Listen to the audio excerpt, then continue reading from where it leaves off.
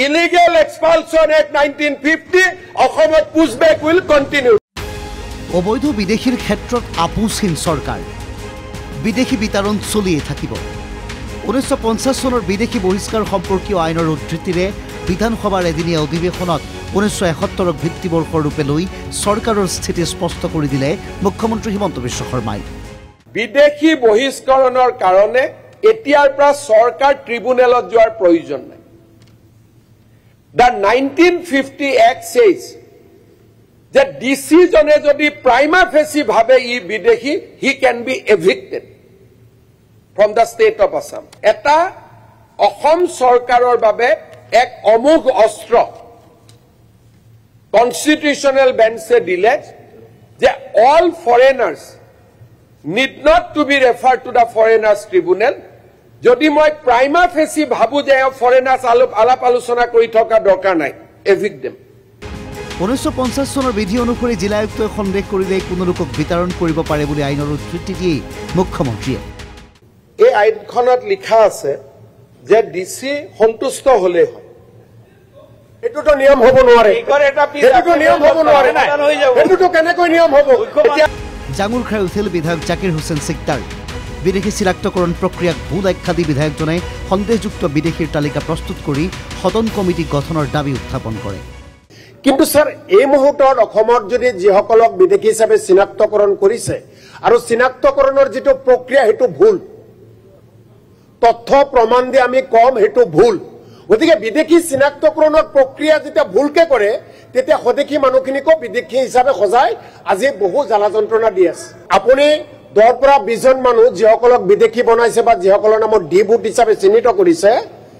তেওঁলোকক এটা তালিকা সজাই এই সদনৰ পৰা এটা সদন কমিটি কৰি হে ঘৰলৈ হে গাঁৱলৈ পঠাই দিয়ক এই অঞ্চললৈ পঠিয়াই দিয়ক মই গ্যাৰান্টি সহকাৰে কম অধ্যক্ষ ডাঙৰীয়া প্ৰত্যেকজন মানুহ সদেশী হিচাপে চিহ্নিত ঠিক আছে কি উপায়েৰে বিদেশী চিনাক্ত হৈছে সেয়াও স্পষ্ট কৰি দিয়ে মুখ্যমন্ত্ৰীয়ে দুটা উপায়েৰে বিদেশী চিনাক্ত কৰি বিতৰণ প্ৰক্ৰিয়া চলাইছে অসম চৰকাৰে যে এতিয়াৰ পৰা অসমত বিদেশী চিনাক্তকৰণৰ ক্ষেত্ৰত আমি দুটা ৰাস্তা লম এটা ট্ৰিব্যুনেল আৰু এটা ইলিগেল এক্সপালশন এক্ট 1950 পুশব্যাক শব্দটো নাই ৰিমুভ শব্দটো আছে যে he can be remove from Assam and India আনহাতে উচ্চতম ন্যায়ালয়ৰ ৰায় উল্লেখ কৰি স্বদেশীৰ প্ৰমাণৰ বাবে এনআৰসি প্ৰমাণ হ'ব নোৱাৰে বুলি কয় মুখ্যমন্ত্ৰীজনে এটা কথা সুপ্ৰিম কোৰ্টে স্পষ্ট কৰি দিয়ে যে এনআৰসি আৰু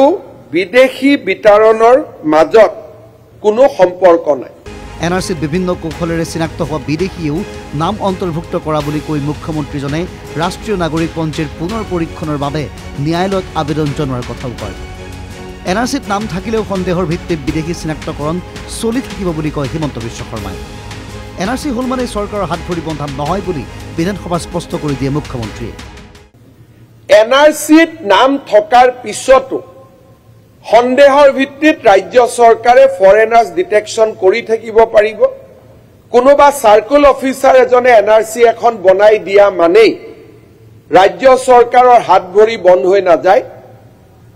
আমি বিদেশী চিনাক্তকৰণৰ কাম এনআৰসিত নাম থকাৰ পিছতো আমি বিদেশী চিনাক্তকৰণৰ কাম আমি অব্যাহত ৰাখিব পাৰিম এই পৰ্যন্ত ৰাজ্যৰ পৰা প্ৰায় 330 জন অবৈধ বিদেশী লোকক বিতাৰিত কৰা বুলি প্ৰকাশ কৰে মুখ্যমন্ত্ৰীয়ে কিন্তু এই পুশব্যাক পদ্ধতি আইন সিদ্ধ নহয় বুলি দাবী কৰে বিৰোধী দলপতি দেৱব্ৰত শইকীয়াই আসলে হেগতিকে ডিউ প্ৰসেস বা as per established law আৰু এই যে পুশব্যাকটোৰ কথা কৈছে স্যাৰ পুশব্যাকটো যিখন এক্টৰ কথা কলে তাত নাই হেগতিকে ময়ো আকৌ অনুৰোধ কৰিছো যে নিয়ম অনুসৰি কৰক আপত্তি নাই বিদেশী মুক্ত অসম কৰক হেখিনি আমাৰ দাবী বিদেশী চিনাক্তকৰণ প্ৰক্ৰিয়া একাংশ লোকক হাৰাশাস্তি কৰাৰ প্ৰসংগত সৰব হৈ হিমন্ত বিশ্ব শৰ্মাই কাৰো নাম নোলোৱাকৈ পাকিস্তানৰ প্ৰসংগ উত্থাপনেৰে দেশ আৰু ৰাজ্য সুৰক্ষিত কৰাৰ বাবে অবৈধ বিদেশীৰ ক্ষেত্ৰত কঠোৰ স্থিতি প্ৰকাশ কৰে আমাৰ ৰাজ্য যি ধৰণে পাকিস্তানী এলিমেন্ট সোমাইছে বাংলাদেশৰ ফান্ডামেন্টালিষ্ট এলিমেন্ট সোমাইছে ষ্টেটখনে নিজক বচোৱাৰ কাৰণে আমি আগতকৈ বেছি এক্টিভ হ'ব লাগিব আগতকৈ বেছি আমি প্ৰ'এক্টিভ হ'ব লাগিব